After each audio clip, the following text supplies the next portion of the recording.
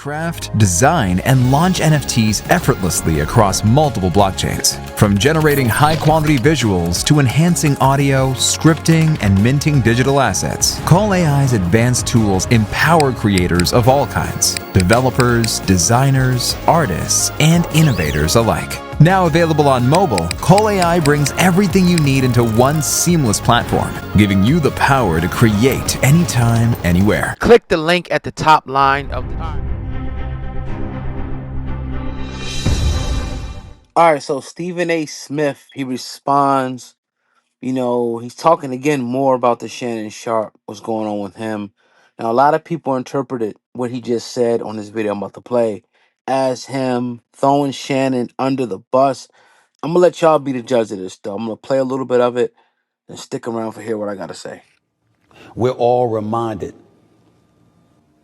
of a few things, and this extends far beyond a Shannon Sharp or anybody else. One of the things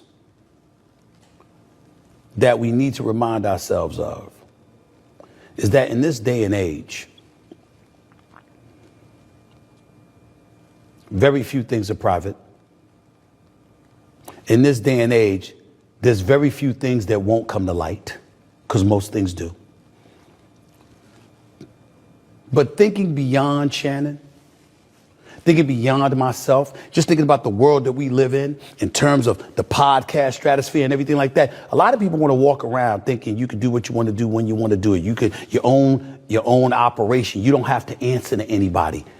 Wow. Now, I'm gonna play the rest. Let's just observe his tone for a minute. Let's observe his tone and how he's coming across. And you be the judge. Hey, hit the thumbs up button real quick. Let's go. That's not true. I've had people open their mouth and they've said, Stephen A., you work for ESPN. What kind of control do you really have?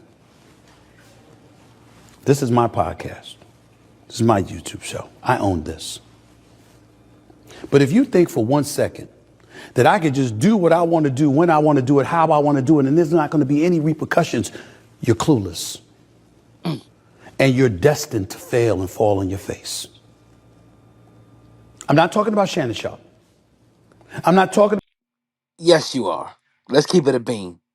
You're addressing Shannon Sharp. You're talking about. But let me shut up. Y'all don't want to hear me. I want to hear Stephen. Let's go. Shannon Sharp. I'm not talking about anybody in particular. I'm talking about a climate that we're living in. Some people sit up there and they look at me and they say, Stephen A. don't get himself in this kind of trouble. How does he pull it off? Well, first of all, there's certain behaviors and proclivities that you never have to worry about me engaging in. But most importantly than that, I often say this about Walt Disney. I'd rather work for a place with standards than one looking for them. You know why? Because lines are drawn. And I never have to worry about crossing them because guess what? I've got something there reminding me, hold on. You don't need to do that. It's not a silo. I'm not by myself. Wow. And that's not it. It's a little more. What does this sound like to y'all? All right, this is the last time. I'm going to stop it. I promise. I'm going to play. It's like a couple minutes left. Let's go. I don't get to operate in any way that I want without having to worry about ramifications or repercussions. I always have to be concerned about that. So I'm challenged every day to come on the airwaves and think about the ramifications and repercussions of anything that I do. Constantly.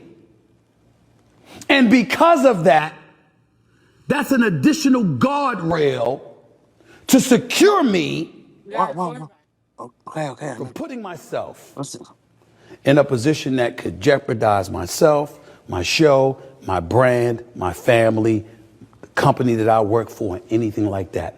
Again, I'm not talking about Shannon right now. Yes, you are. I'm talking about what people say when it comes to people like myself and others who unapologetically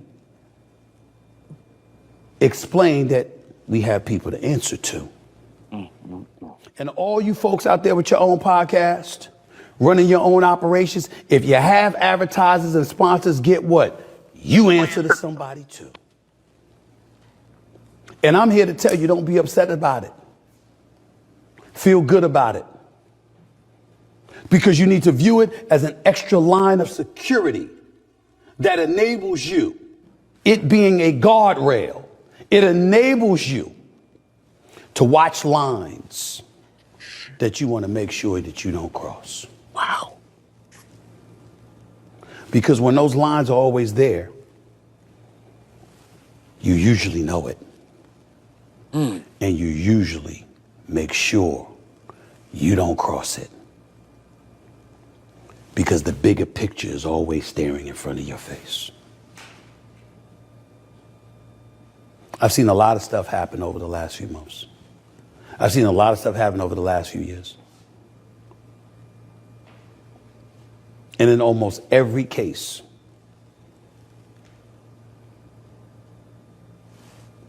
guardrails were pretty much absent. I'm glad I have guardrails. The people that work for me, the people that work with me, the people I work for, the public at large. I find a way to be me, while in the same breath guarding myself against some of the things I need to be guarded against. Just a thought. Okay, so this is going to be. Here's what he's saying. Let me break this down for y'all real quick, right? He was talking to Shannon. Let's keep that 100% a beam. He was talking to Shannon. He's pretty much saying to Shannon, you shouldn't have did this because this is the ramifications of. How could you let this happen to yourself? In my opinion, that's what he's saying. The other side of it, guardrails. He's talking about if you got advertisers and people. He's pretty much saying that you got to tiptoe, through the tulips. Like you can't really necessarily say what you want to say, right? What needs to be said. You're going to say what's politically correct, because the people that pay the bills, the sponsors, right? If you go too far out of line, they're going to pull back their funding. They're going to, not support. They're going to be mad. They're going to be pissed off that you went outside the lines, outside the box. That's what he's saying. Let's keep it a beat on up. We uncensored, right? However, on the other side of this is that we all know, everyone knows that there's certain parameters on YouTube, Twitter. That's why people go and they create a Patreon, or even us with our podcast. If we were to really get 100% raw and uncensored, like really, we will probably be the biggest thing ever. But we understand that there are rules and parameters. With that being said, though, there's still a way that you can articulate your message to get the point across without pushing the buttons of the people in charge. So what he's saying is 100% correct. And most people know that, right? And I guarantee you, Stephen A. Smith, if you were to talk to him personally,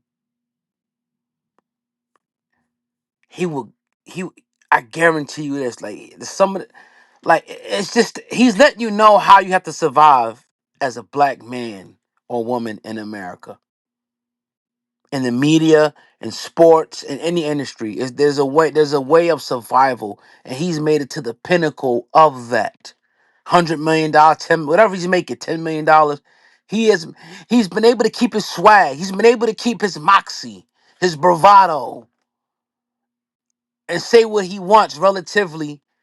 Pretty much 80% he can say what he wants. Some stuff he want to say he can't say. He won't say because he knows the ramifications. Some things probably wants to do, he knows the ramifications. I also kind of get a sense of like he's kind of wagging his finger like, can't nothing happen to you too, bruh. remember this, Stephen A. And I respect you. Like, I respect you. Anybody can get it, bro. Nobody's exempt from this. So that's how I see the situation. Yes,